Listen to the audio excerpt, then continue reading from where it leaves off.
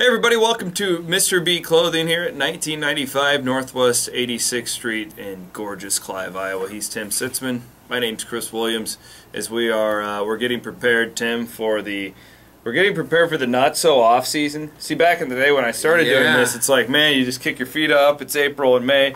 Anymore, it's kind of stressful. It's kind of like the clothing business, because you're always getting new stuff. I was going to say you're acting like a retailer now. You know, we're busy all the time. Got to evolve, right? You know, I'm looking outside. And I'm going to tell all you guys out there that spring is here, but you wouldn't know it by looking out the window. No. But it's here, and we're ready to go. Our shelves are packed.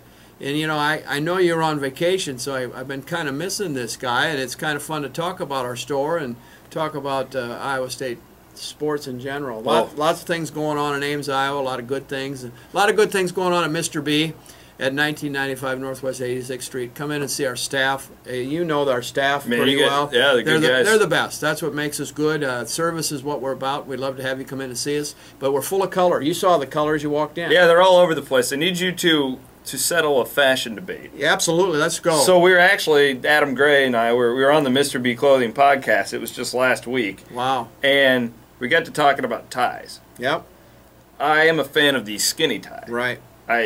You know, honestly, because on Easter, my wife made me wear this purple tie, and it was a normal tie. Normal size tie. And it felt huge, because I hadn't worn a normal size tie in probably like 2 years, because I always do the skinny tie now.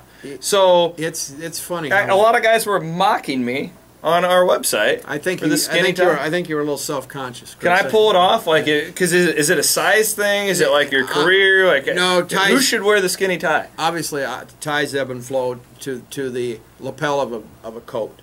That's really what it all happens. The lapel. So when you're wearing a what I would call a fashionable skinny suit with narrow lapel, you should have a narrow tie. So if you've got a regular lapel and you probably are at 3 1/4, 3 1/8, it's probably the width. So what if you're just wearing a shirt like I've got on today? Then if you're slender and you want a little fashion feel, then the narrow tie is in vogue, as we always say, vogue. That's what's the style of the time. And then if you're not comfortable with skinny, certainly don't go any wider than 3 1/4. Then it looks fat. I've seen it go from as much as 4 1/2 down to 3, 2 1/2, 2.75. So it's all over the board, and the tie fashions change just like the clothing fashions change.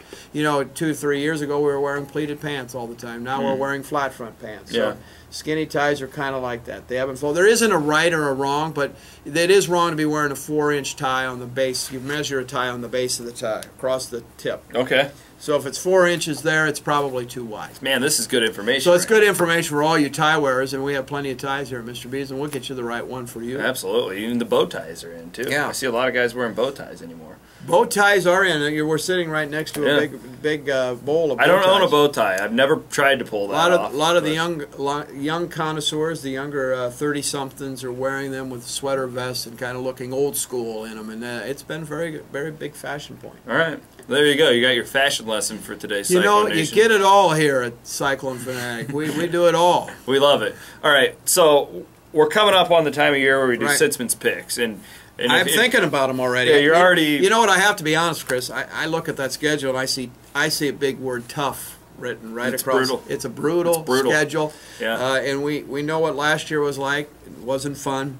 No, it was not. It was not fun. I can vouch for that. And I'll have my picks, but the schedule is tough. So, you know, after basketball, everybody's kind of on a high. You know, everybody's what a wonderful pumped up about that. I'm feeling. I don't think there's just not the buzz, in my opinion, about football at this point in time. I feel like, you know, after they hired Mangino, everybody was really pumped up. Right. They've lost some players on the defensive line. I kind of feel like that sucks some energy out of the fan base. But before we, you know, we're not going to start Sitzmann's picks today because you need a little more time to formulate some opinion here. But you know, what's your opinion on football right now? Are you still excited? I'm very excited. I'm very high on our coach, high on the program. I think the coaches, there needed to be some change. He made the tough calls. He's got some change.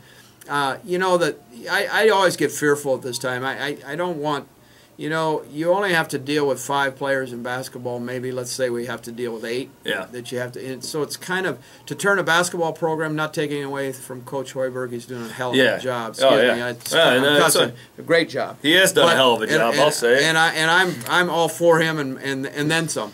But it's really a lot harder to turn around a football team when you have to have 40 people that have to go in there, and then you deal with, as every team deals with, injuries, so on and so forth.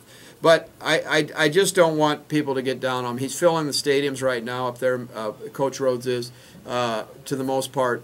It's going to be a tough schedule. I've said all along, if we can be a 7-5, 8-3 team consistently for 4 or 5 years, in Ames, Iowa, that's a pretty darn good record. And we're getting to bowls. And so the optimism, you know, the optimism was really high, even in our basketball thing, thinking we're going to be Final Four team, all that. You know, it's very, very difficult. And we had some situations where different players maybe would have been there, we would have been there. You don't know. Every game is a new game. And it's natural for fans to compare basketball and football, but they're really apples and oranges. They are apples and oranges. Yeah. And you know, and you played sports, I played sports, but you were good at them, though. I don't say I'm good. I played in a little, but basketball was my game, and it's such a hard game. I mean, you know, you win with point guards. We had a really great point guard at Iowa State this year, unbelievable. We got a new recruit in that I think is going to probably be close to that. We hope so. Or better. Hope so. So I think our opportunity in basketball looks very bright. I think we got to wait and see with the football team. We got to let Coach Rhodes do his magic and see what happens.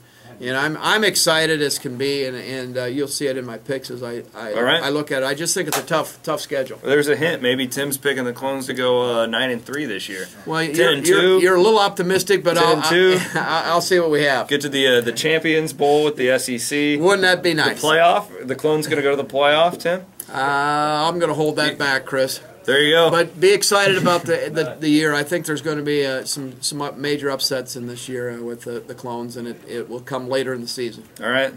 Well, you know, speaking of major upsets, there's always one in the Kentucky Derby. It seems like the favorite never wins. No. You know, and I know you're a big horse racing guy, and it's coming around the corner here. Yeah. You gotta. Why don't you grab that little that light tie right there? Look at this. So this would be a great tie. This is your bow tie for the Kentucky. This would be a great Derby tie. You know what? If I had known, you didn't let me in on this, I would have brought you this beautiful aqua sport coat that we have that goes with that. You could have wore that in the Kentucky Derby, Chris. Well, maybe someday. We dressed you up one time. Yeah, it was last year. Yeah, I emceed a marketing deal out there. That's right. About this time last year. Yeah. I didn't get invited back. Wonder maybe it had something to do with the clothing. I don't know.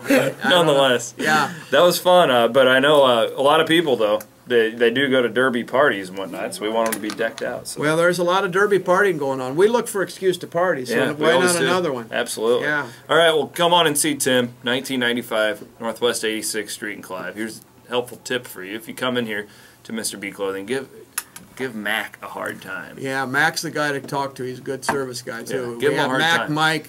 We got Andy now, and we got John. So they're a good crew, and they're all very experienced. Love to have you. And all you fanatics out there, stay positive of football. It's coming. All right. He's Tim Sitzmann. I'm Chris Williams. See ya.